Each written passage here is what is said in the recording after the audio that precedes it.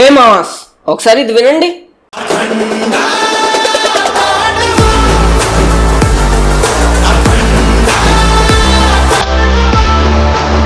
బాగుంది కదా?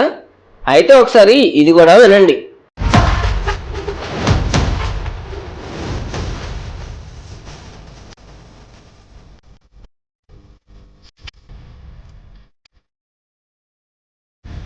ఇక్కడ వరకు బాగుంటాయి, కానీ తర్వాత లిరిక్స్ ఏంటంటే మాత్రం ఒకరికొకరు జుట్టు పీక్కాల్సిందే. అలా ఉంటుంది మరి మన తమన్నతో.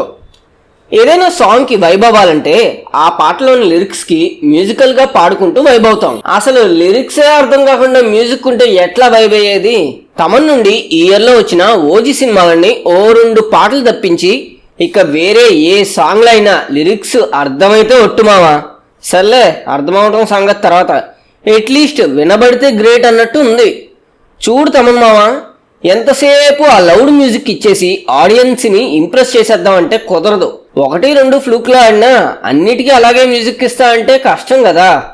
ఆవకాయ బాగుందని సంవత్సరం అంతా తింటే అల్సర్ క్యాన్సర్ వచ్చినట్టు నీ లౌడ్ మ్యూజిక్ వింటుంటే మాకు చెవులు దొబ్బుతున్నాయని అర్థం చేసుకో ప్లీజ్. డియర్ మామాస్, మా కంటెంట్ కనుక మీకు నచ్చినట్టయితే please like, share and subscribe to ఇంకేంటి మామా.